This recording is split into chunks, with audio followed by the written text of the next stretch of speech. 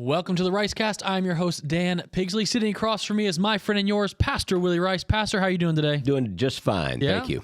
How's the weather? How do you feel about this weather? Beautiful. It's great. You know, this is our time of year. It got cold on us, but I think that's it. Like, it feels like spring is Strawberry Festival in Plant City. Yep. March is rolling around the corner.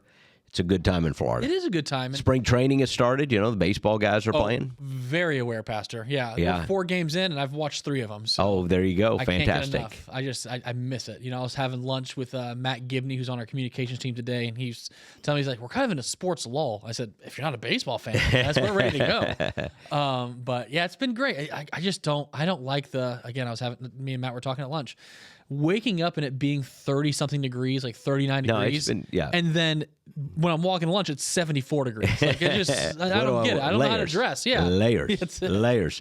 But awesome. Beautiful time of year. March coming up. March Madness coming up.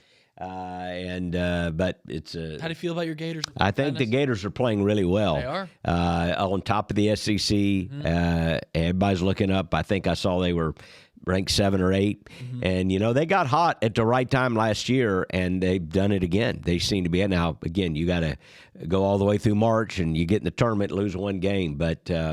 Golden really hasn't playing well. Yeah. They're, had some growing pains as that group kind of mixed together early on, but they lost to some really good teams. And they lost a lot of, a couple close games there in the beginning of the year, but they are now playing as well as anybody in the country, I think. And watch out for the Gators. Do you do a bracket every year?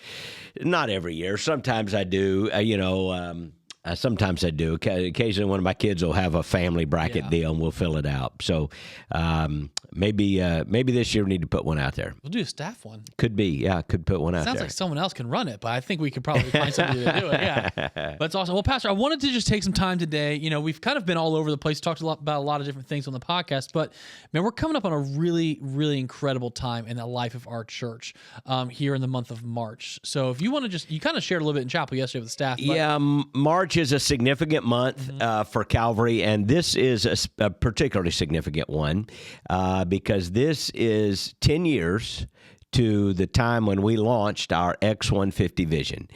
We launched it in March of 2016. And a lot of our people will remember that. It's hard to believe it's been a decade. But it was 10 years ago that we were celebrating our 150th anniversary as a church. And we did 2 things as we got ready for that. One is we wanted to celebrate the past and honor a church that's been around 150 years. Don't know that I'll be here for the 200th one, but maybe you will be. Some guys will be, but that's a pretty big anniversary, and so we celebrated the history of this church. It's a great history, 1866, and it was started March. I think it's like March 25th, 1866. We actually have a copy of the church covenant that was written and signed. It's a pretty good church covenant, and they signed it, and it launched Midway Baptist Church in March of 1866. That became Clearwater Baptist Church. They just changed the name, and then in the 1920s they began going by the name Calvary Baptist Church. And so 10 years ago we celebrated 150 years, but we didn't just celebrate, we cast vision for the next 10 years, and we had a 10-year vision that became X150. And if you've been here in the last 10 years, you know about X150. Absolutely. And I was working at one of our sister churches at that point at Indian Rocks down the road from here, which Calvary planted back in the 50s or 60s. Yep. When X150 was launched in 2016. And I can remember I was sitting in my buddy's office and we were kind of looking just because it was kind of the buzz around the office. Like, hey, have you seen what Calvary's really launching? I remember looking into it. I was like, I don't get it yet, but it looks pretty incredible because the way we rolled it out here at Calvary. But I really want to talk about maybe just how you, as the senior pastor of Calvary, how you got to this point where you're like, hey, this is where we're going. Because when you launched X150, you'd only been here for 5-6 years? No, a little longer than that. Okay. I've been here about 12 years at that point. Okay. I came in 2004, so this is 16. Yeah. So, it was a great time. And again, we're ending X150. Now, we don't end what we are doing, obviously, but it was a decade-long initiative. And so X150 is a kind of a brand and an initiative probably will sunset here, gradually throughout the year, but really March is the end of an X150 vision. What happened was this.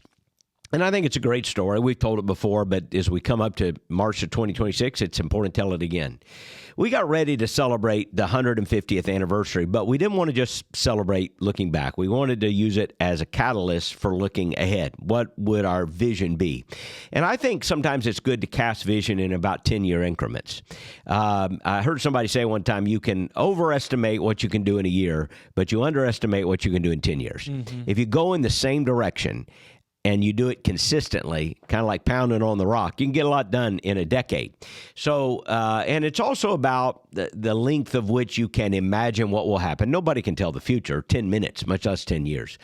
But you can kind of peer into the horizon and say, what are we going to run after in the next 10 years? And kind of craft a vision. And then, if you go in that direction, get a lot done in 10 years. So that's what we did and launched it in March of 2016.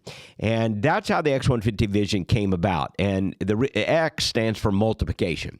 Our goal was to turn the plus sign into a multiplication sign. That was the first part of our vision, that we had a decade of growth. Where, we had seen God add numbers. We'd been recognized for that. It had been a fun ride. It was great. It's great. But we began to think, okay, there's got to be a bigger vision than that. And I heard language used by my friend Mark Vance out at Cornerstone in Iowa. And Mark said, there's got to be a bigger vision than one big church getting bigger and one mega church getting marginally better. Mm-hmm. And I thought, I wish I had said it like that, so I'm gonna say it. And we have been saying it for a lot of years. And we wanted a kingdom vision. It's what it really is a kingdom vision. What does it look like, not just for our church to get bigger? Okay, I want to get bigger. I want to reach people, of course. I don't want to get smaller. I want to reach people. But what does a kingdom vision look like? And that's how we began to come up with the X150. Mm-hmm. And I love it. So you obviously you didn't just wake up, 4 months before March 2016. You're like, let's do this. Like, no. What was the process? So you're praying, the Lord's kind of laying things on your heart. So now you've got to bring this to your staff. And I'd say start talking about it. It started about 2 years before. Okay. We knew it was coming. And so every staff meeting, and you've been on some of these now, so we're thinking about the future. Every time we would have a big meeting or a biannual retreat or something, we would kind of push a little bit more, kind of talk a little bit more. And we had a little tool that we use called the Horizon Storyline that had been developed. And, okay, what's your 10-year vision? Put it in a sentence. And then what are the, couple big steps you're going to run after in the next 3 years to kind of advance that? And so our big vision, we kind of, knocked around different labels, words, but it came up with, something of multiplication was a key word. We wanted to, it was something to the effect of we want to advance a Great Commission vision by multiplying leaders, something like that. But multiplying leaders became a really big thing. So we really played with multiplication. And I loved the idea of 150, like we'll celebrate 150 years. So it's even a nice sounding number. Yeah. Some numbers like 72 are a little clunky. Right. 150, though, sounds like an engine, doesn't it? So like F-150. So what's an X150? And multiply by 150. Well, what does that mean? And so we began to dream and whiteboard, and we ended up with churches, champions, and children.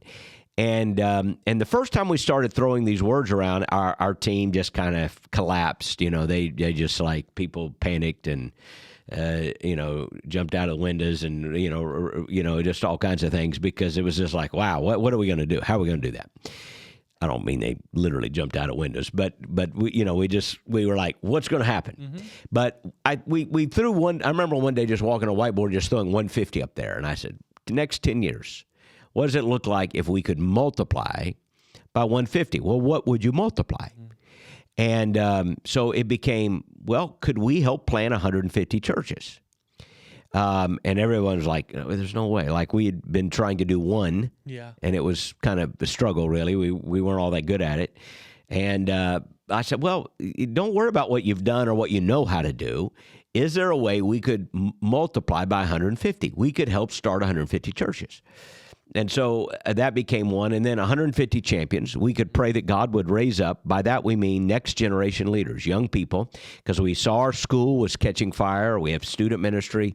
So could we be very intentional about 150 champions, next generation leaders who answer a call to ministry and take some step in that direction? So that became our definition. They've answered a call and they've taken concrete steps toward. We were talking about vocational ministry, not that you can't serve the Lord with other vocations. You can't, but we were playing for champions to be raised up and sent out, missionaries, pastors, youth pastors. And then we later added on, and we actually added this one in the next 2 or 3 years. I wanted to do it at first, but you can only get so much done at a time. I can only freak out so many people at once. But we ended up 150 children, which was our adoption foster care initiative. Could we impact 150 children over the next decade through foster care and adoption? So that became the X150 vision. And so you present that to the staff. The staff really helps. And again, because I'm a part of those meetings now, it's not that pastor says, hey, this is what we're doing. No, we all develop it together, and you're kind of leading the charge, which is fantastic.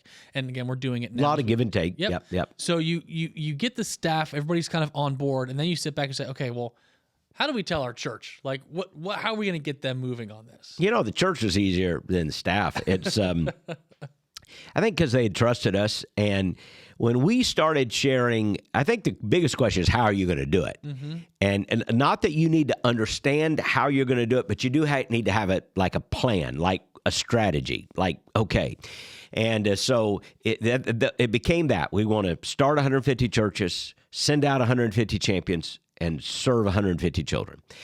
And so the churches were the hard one. Everybody couldn't get their brain around that one. But, we had a little napkin drawing. I remember that. We'd draw an X, so we explained we're going to turn the plus sign into a multiplication sign. You'd draw it, turn it, and X. And then each part of the X had an arrow. And I said, okay, here's how we're going to do it. And again, we all did this together. But gosh, if we could, 150 churches. I said, okay, calm down. It's okay. Number one, 100 internationally.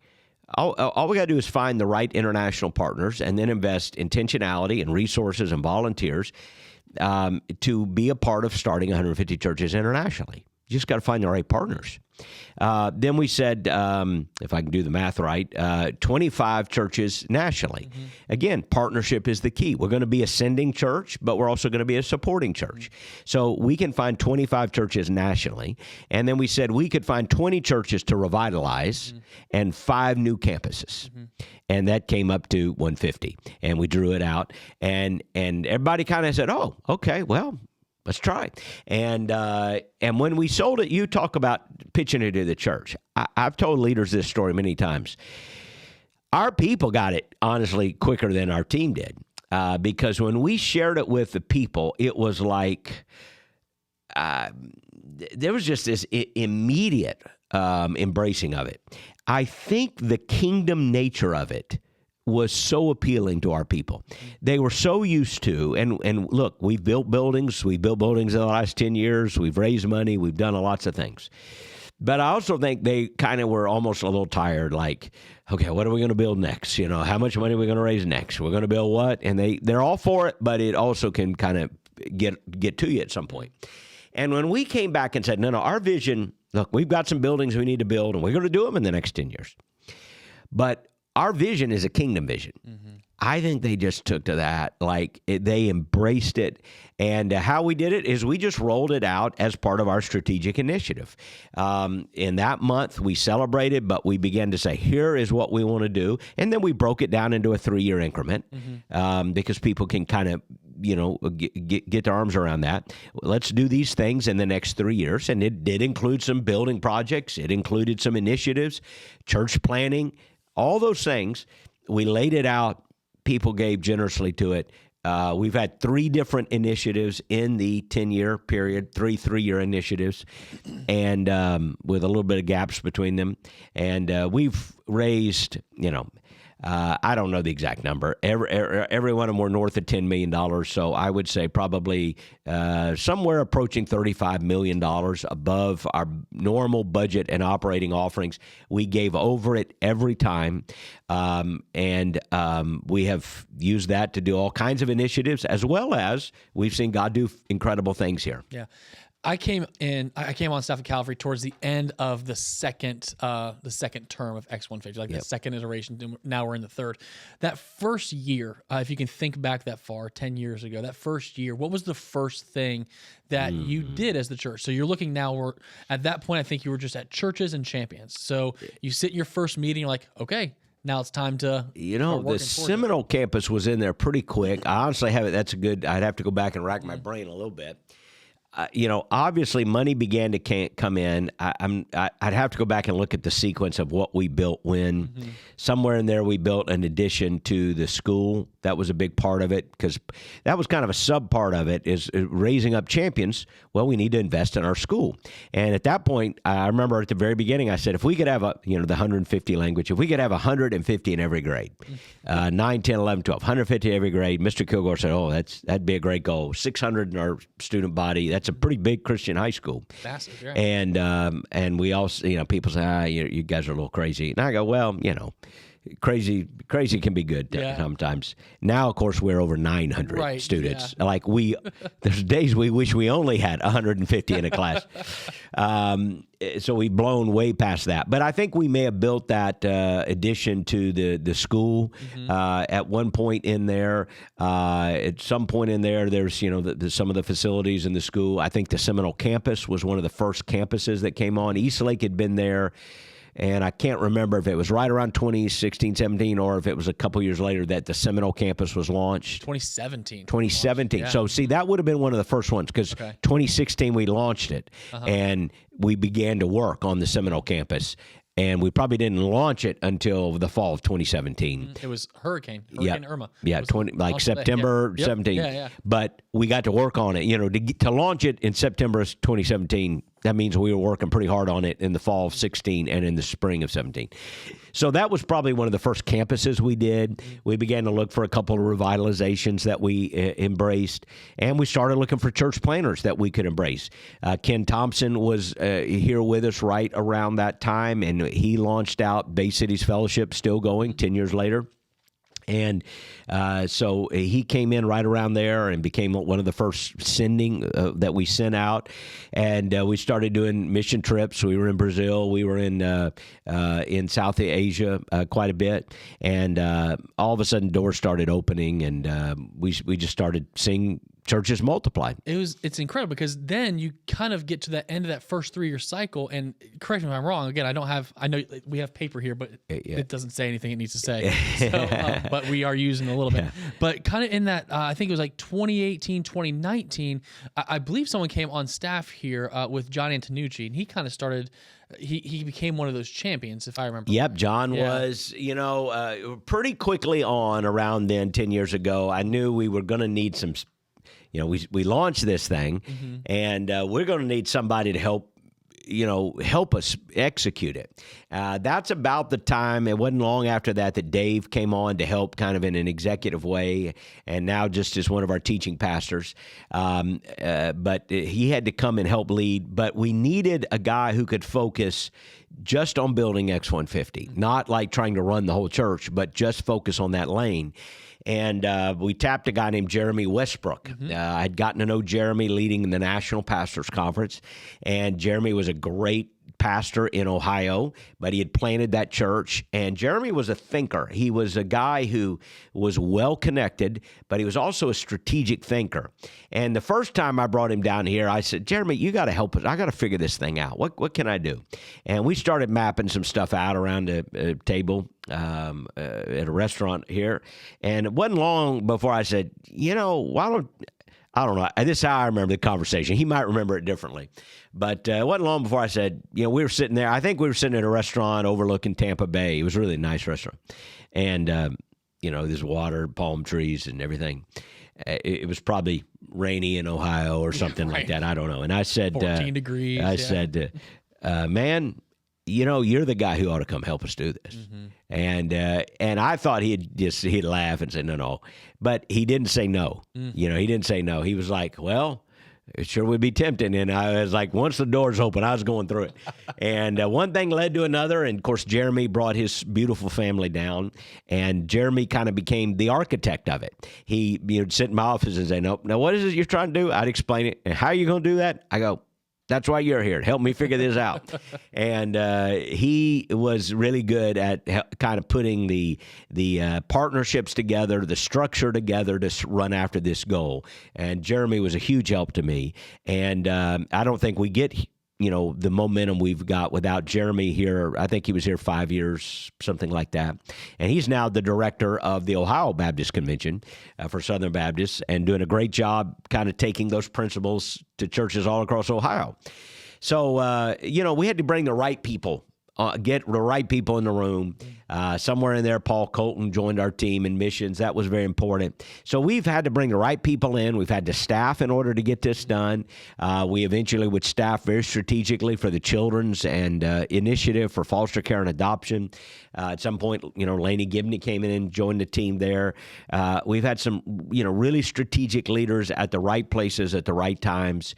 We saw our student ministry really come alive, and that helped with the Sending Champions. You mentioned John Antonucci. My son, Stephen, was with us at college, somewhere in there, and he was doing a great job building Calvary's young adults. We brought that under Jeremy, which was Jeremy's idea. I thought, why are you doing that? He said, no, if we're going to build a sending culture, I got to have those guys. Yeah. So Stephen kind of came under Jeremy, and John Antonucci joined us as an intern. Stephen left to go be a part of a church planning network. That was part of our sending, and John stepped up, and of course, then we sent John out to plant a church, the church at Channelside, which we were the sending church there in Tampa, doing fantastic. After that, Sammy Rodriguez came in, and of course, we sent Sammy out for a term on the mission field. He's back now pastoring a church in Tampa. So what we did is we just had boom, boom, boom, boom. We kind of got momentum of the right people in the right places to see all these things start happening. I think that's so important because where you started was, at the very beginning, we started, we added on to the school, we started the Seminole building, we started building, and then you're like, well, we also need to be building our people too. And that's really how we've gotten to this point is the investment in our people, like putting that kingdom vision, that kingdom mindset into not just our staff, but our people as well, because I think we've seen an uptick of even our people saying, hey, I'm going to go on the mission. Right. Or I have a stat right here. I think it's so important because as we look at children, the amount of people at Calvary that have invested in foster care or guardian ad litems, they've taken that kingdom vision and says, I'm going to be a part of this. It's enormous, and I don't know what the number would be, but it's an enormous number. And we're going to celebrate all of that this month. I mean, when you look at it, 10 years. We had one other campus. It was us in Eastlake. We had started our Eastlake campus, I think, 2013. And so it was still really new there. So they were part of this vision from the beginning, Eastlake. But now we have 6 campuses. So, we added Seminole, and then we added Crystal Beach, and then we've added Safety Harbor, and then we added the Calvary Espanol. And, we have some ideas on maybe, we wanted 7. We're not going to hit 7 by this month, but 6 campuses, pretty good. We're going to hit all these goals, by the way. Over 150 churches that we can say we helped start. I think we're right at the 150 mark in how many we've sent in terms of next-gen champions, and then more than that in children. So we're going to hit these marks. It's a glory to God. So you look at the campuses, you look at 3 churches that have been planted in our area, more than 20 churches that, I think 25 national churches that are planted that we were either the sending church or we were a very important supporting church. Well more than 100 internationally. We just 134. 134. We blew through that number because our partners are awesome.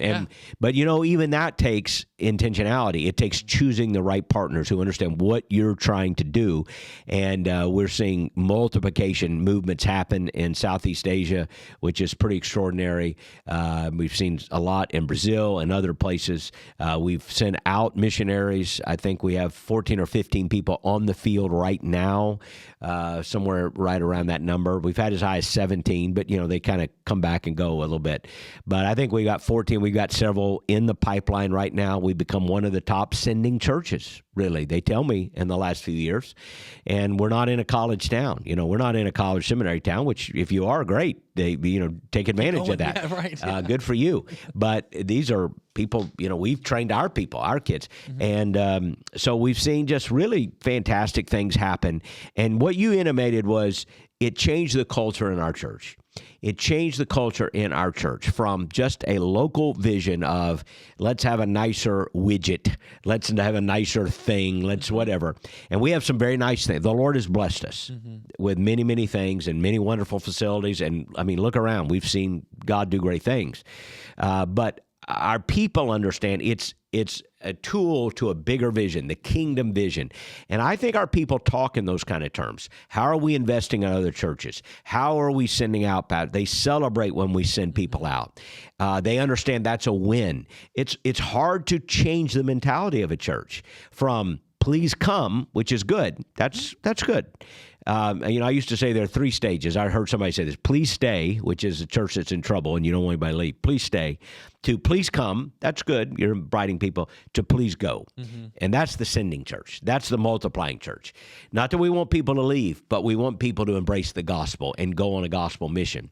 And we have had that all over the place. So we praise God, and this month we're going to celebrate what God has done, what our people have given, the churches that have been planted. We're going to hear some of the stories from some of those people, some of the ones that are coming, and you get to the end of something this wonderful, you need to stop and give thanks to the Lord. You have to, and that's something that I don't think we do well as a people. Not in even like I'm not talking. You're right. We don't celebrate well, and I think I love the idea of just let's just time out for a minute and just look back for the past. You're really right. We've talked about this. Maybe I don't know if it's just our nature or culture. We're on to the next thing. On to the next thing. We don't give our people a chance to not to exhale and relax, but maybe to exhale and give praise and to say, wait a second. Look at what just happened. What did we learn here? So we even talked about, do we launch another initiative this month and roll right into it? And we said, if you do that, you're just going to overshadow the end of X150. No, we need to take the month of March, and that's what we're going to do, take the month of March to go back and talk about what it means to be a kingdom church. So we're going to end where we began. What does it mean to be a kingdom church? And you know this, we're teaching some of the kingdom parables and kingdom principles from the Gospel of Matthew all the way up to Easter, starting this Sunday. So we've been in Genesis since the first of the year, been fantastic. We're back, we're in the Gospel, we're in Matthew, and we're going to talk about what the Gospel of Matthew teaches us about the kingdom. And there's some great, great stories, some of which are review, but there's always something new.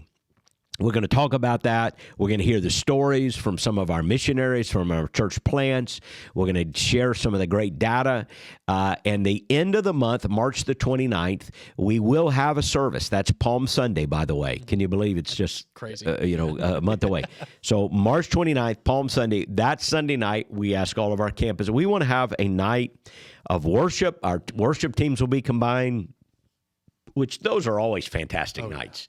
They do a great job, and you get them all up there. So we're going to have all of our worship teams combined, and then just a lot of sharing and a lot of celebration. Please, I hope everyone will mark their calendar. It'll begin the Holy Week, but March 29th. And then what we're saying also, Dan, people have asked, and so maybe we can throw a commercial in here. First of all, I'm getting a lot of questions about the renovation project, when, schedule, okay, it's coming up on March, what's going on? We will very soon give you all those answers. We've been working very, very hard. Our team has been working very, very hard, and we got a lot of data in, actually in the last week. So maybe by next week, Lord willing, we will be able to talk about some specific dates and some specific things in regards to the renovation coming up at Clearwater. So what we're saying to people, if you have been giving to X150, even though it formally ends First of all, I want to say thank you. Honestly, if you finish what you intended to do, thank you. High five. We love you. Praise God. If you can keep giving to X150, we're kind of calling it X150 overtime over the next year. If you can just continue to give, maybe you build it into your budget, it's part of your habit, please continue to do so. We've got a lot of things. We still have partnerships that we want to be able to fund. Obviously, we got to take care of some of the renovation things that we're doing at Clearwater. That's a big number. We'll talk about it. But we're asking people to continue to give into X150 in the coming year. Just keep on giving. If you've joined us, keep on giving. We're using that as a kind of multiplying fund. And then, probably maybe next year, depending on how everything goes, maybe next year this time, we'll be talking about our next 10-year vision. We're working on that, and maybe it's next spring. We'll see. But we'll share that as soon as it comes. But this month, we're going to finish. We're going to stick the landing. Encourage people to keep giving because that's going to be very, very helpful to us. It's very needful.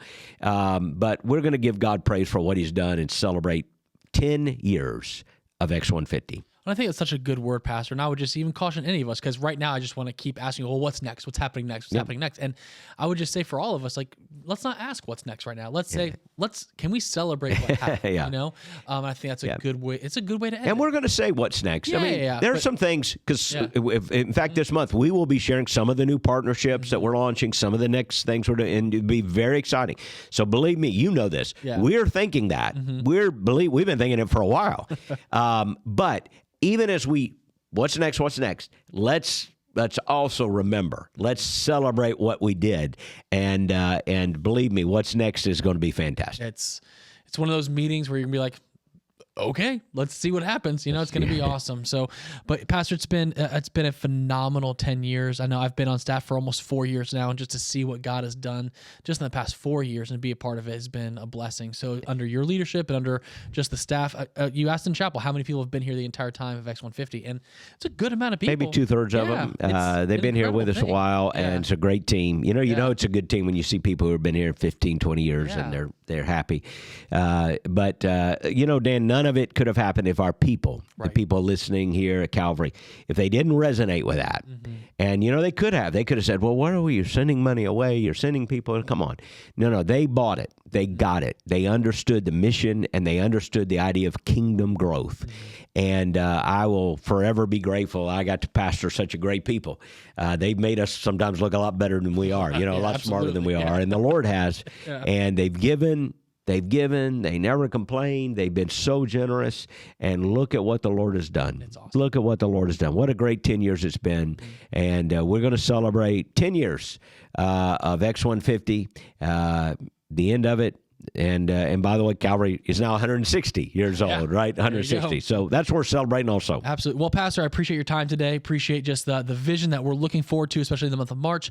And again, if this is the first time you've ever heard of X150, I would encourage you, go to our website. It's you'll be able to read a lot more about how it started, where it came from, and honestly, where it continues to go, and just see how God has used Calvary in just a mighty, mighty way. So, but we love you. Just go, like Pastor said, put on your calendar the end of March on Palm Sunday. That's going to be a massive event. We want everybody who's ever just thought about X150, give into X150. Just saw the sign of X150. Come and celebrate with us that evening. It's going to be fantastic. Know that we're praying for you, and we love you, and we'll see you here on the RiceCast next week. Have a great day.